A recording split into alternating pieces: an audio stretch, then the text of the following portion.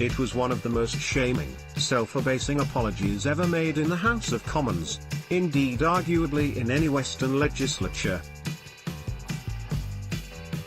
On Thursday, the Attorney General read the Prime Minister's statement saying sorry for Britain's complicity in the abduction of a free man to live through 6 years of imprisonment and torture at the hands of a dictator, through which we hope to gain information. His crime? He was the enemy of a murderous regime which realpolitik dictated we temporarily befriend. Mrs. May could scarcely have been more abject. On behalf of Her Majesty's government, she wrote, "I apologize unreservedly. What happened to you is deeply troubling. It is clear that you were subjected to appalling treatment and that you suffered greatly." She acknowledged implicitly that Britain colluded in systematic torture. Britain was even party to extracting information via the torture process, although the statement stops short of linking the seeking of information with knowledge of torture. We should have understood much sooner the unacceptable practices of some of our international partners. And we sincerely regret our failures, May declared. We shared information about you. We should have done more to reduce the risk that you would be mistreated. We accept this was a failing on our part. Later, during your detention in Libya, we sought information about and from you.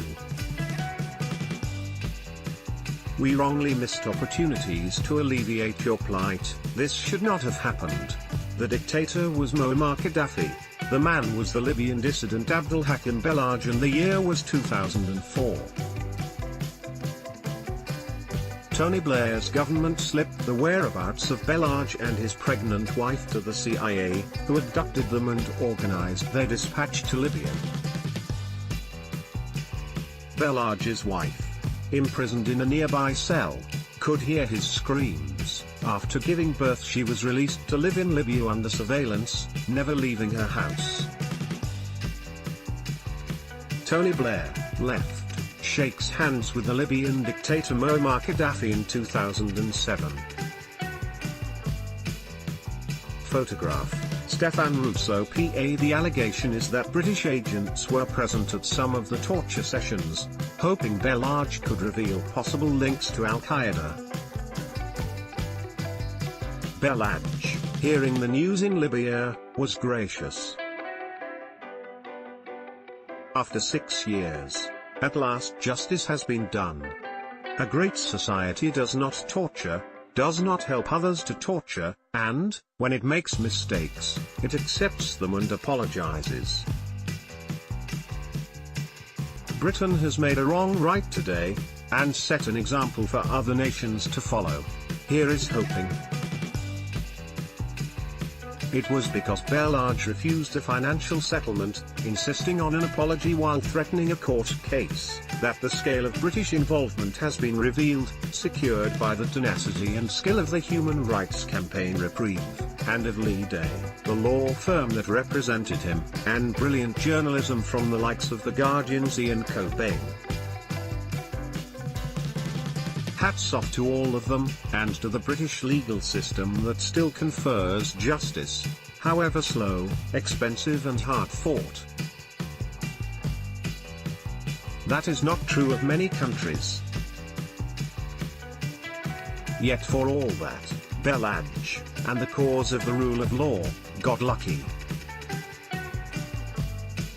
If the Gaddafi regime had not collapsed in 2011, the crucial cache of documents, exposing how MI6 had colluded with both the CIA and the then Libyan Secret Service, on which the case pivoted, would never have come to light. Thanks here to Human Rights Watch. We would have taken the government's denials that it was in any way involved, and those in particular from the then Foreign Secretary, Jack Straw, at face value. Huge issues now confront us. International law and the Geneva Conventions ban the use of torture in any circumstance. The moral case is indisputable. It can never be right for one human being to abuse, inflict unbearable pain and abase another. There is also the practical case against torture. It actually undermines neurocognitive mechanisms by putting the brain under intolerable stress. The information that is provided is useless. It is for these moral, practical and international reasons that British law declares that evidence secured under torture is inadmissible, a view backed overwhelmingly by the British public in opinion surveys.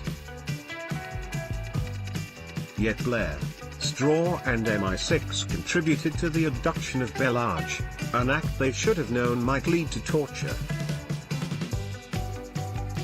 There is an acutely embarrassing fax from Sir Mark Allen, the then head of counter-terrorism at MI6, to Gaddafi's head of intelligence, welcoming the safe arrival of Belhaj.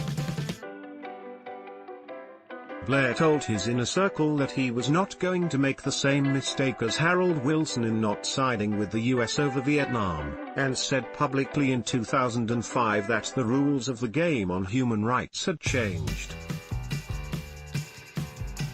Ken MacDonald, Director of Public Prosecutions at the time, tells me that this attitude fostered a shift in the moral landscape about our approach to national security.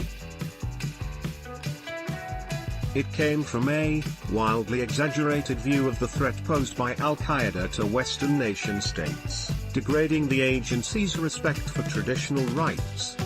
Yet, by suspending our standards, and turning what should have been an aggressive international policing and security reaction to terror into a war, seismic mistakes have been made, including in torture, invading a sovereign country, Iraq, on the flimsiest of pretexts, and dissimulating, even lying, about what is going on to the public. Today's widespread distrust of politicians and the carnage in Iraq and Syria, prompting the refugee crisis that has gifted European politics to the populist right, are rooted in those extraordinary years. We are paying a high price for setting aside our professed belief in the rule of law, human rights and behaving according to moral, even Christian, principles. Straw's mealy-mouthed response was to declare, "I sought to act at all times in a manner which was fully consistent with my legal duties, and with national and international law." He is not a bad man, but one profoundly compromised.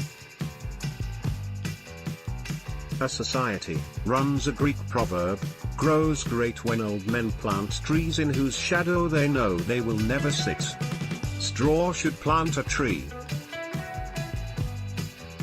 He should acknowledge the scale of what went on, that it was wrong and should never be repeated. Only thus is there any way back.